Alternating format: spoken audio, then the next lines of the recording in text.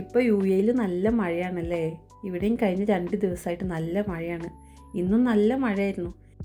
ഇന്നത്തെ മഴയിലുണ്ടായ വെള്ളക്കെട്ടാണ് ഈ കണ്ടുകൊണ്ടിരിക്കുന്നത്. റോഡിലാകെ വെള്ളമായിട്ടുണ്ട്. ഞങ്ങളുടെ വീടിൻ്റെ നേരെ മുന്നിൽ തന്നെ ഒരു വാദിയാണുള്ളത്. അപ്പോൾ മഴ പെയ്തപ്പോൾ മലയിലുള്ള വെള്ളം കുലിച്ച് വന്നിട്ട് വാദിയിലൂടെ നന്നായിട്ട് വെള്ളം പോകുന്നുണ്ടായിരുന്നു.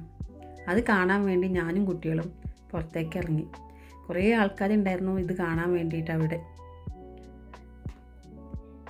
ഈ തൊട്ട് മുന്നിൽ കാണുന്ന ഈ മലയുണ്ടല്ലോ, ഇത് നേരെ പോകുന്നത് ജബൽ ഹഫീദ് എന്നുള്ള അലയിലുള്ള ഏറ്റവും വലിയൊരു മലയിലേക്കാണ്.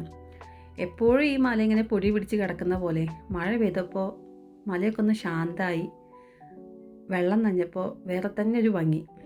എല്ലാ കുട്ടികളും ഇറങ്ങിയിട്ടുണ്ട്. നല്ല കളിയാണ് വെള്ളത്തിൽ എല്ലാവരും.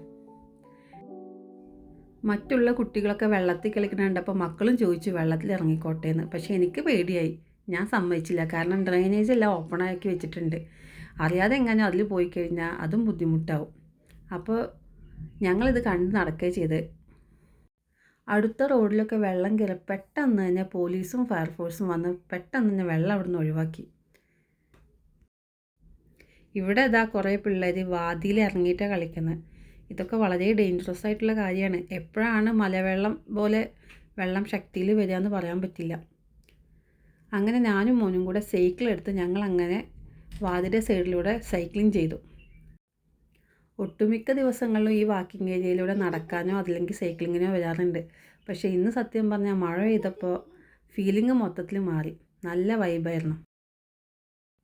അങ്ങനെ കുറച്ച് സമയം വൈബടിച്ച് സൈക്ലിങ്ങും ചെയ്ത് ഞങ്ങൾ നേരെ വീട്ടിലോട്ട് പോന്നു, അടുത്ത മഴയാവുന്നതിന് മുന്നേ. ഇപ്പോൾ എല്ലാ എമിറേറ്റ്സിലും ഇതുപോലെ തന്നെ നല്ല മഴയുണ്ട്.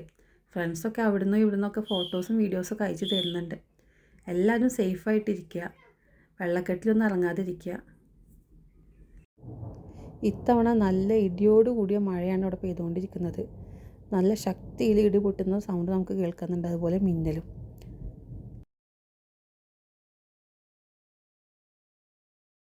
(2024) അല്ലെങ്കിൽ ഐസ് മഴ വീണത് നല്ല ബുദ്ധിമുട്ടായിരുന്നു നമുക്ക്.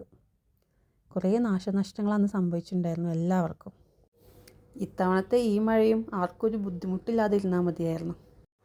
എല്ലാവരും സേഫായി ഇരിക്കാൻ ശ്രദ്ധിക്കുക. കുട്ടികളെ പ്രത്യേകം ശ്രദ്ധിക്കണം.